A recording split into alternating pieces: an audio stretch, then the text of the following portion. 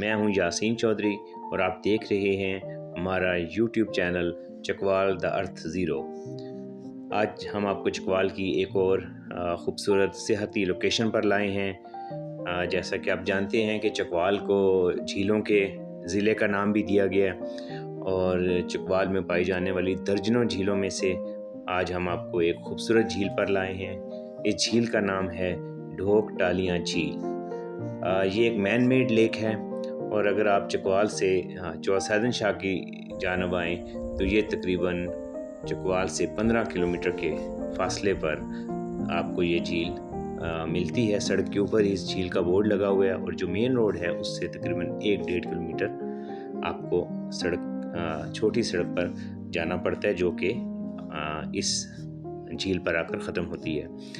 اس جھیل پر کچھ عرصہ قبل ٹورزم ڈپارٹمنٹ TDCP نے بھی اپنا ایک ریسٹ ہاؤس بنایا ہے جہاں پہ 2 رومز کی سہولت بھی میسر ہے۔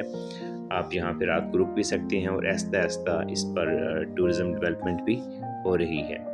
یہ جھیل بلند پہاڑوں میں چاروں جانب سے گھری ہوئی ہے اور جس طرح آپ اس کا ایک ایریل ویو دیکھ رہے ہیں اس سے آپ اس جھیل کی خوبصورتی کا بھی بخوبی اندازہ لگا سکتے ہیں۔ اس جھیل کے بالکل سامنے جو ایک طویل اور بلند پہاڑی سلسلہ مسلسل چلتا ہے، یہ روئے زمین کے قدیم ترین پہاڑوں میں سے ہے اور گزشتہ صدی میں ہونے والی ریسرچ کے مطابق ان پہاڑوں کی عمر کروڑہ سال ہے اور اب تک روئے زمین کے سب سے قدیم فاسلز بھی جن میں ڈائنوسارز اور انسانی فاسلز بھی ہیں اور وہ اب تک سب سے قدیم اسی جگہ سے ملے ہیں جو آپ اس وقت سامنے ایک پہاڑی سلسلہ دیکھ رہے ہیں۔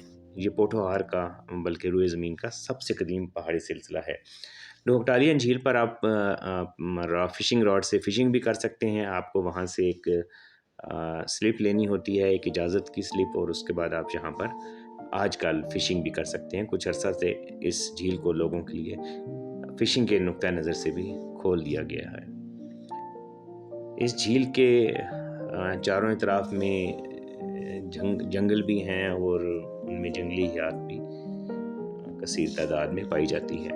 اس جھیل پر ایک اور تجربہ کیا گیا تھا جو کہ فش کے کیج کلچر کا تھا اور وہ بھی یہاں پر شاندار طریقے سے، بلکہ پاکستان میں مختلف جگہ پہ ان ایکسپیریمنٹس کو کیا گیا اور چکوال میں اس کے سب سے بہترین رزلٹ ملے تھے۔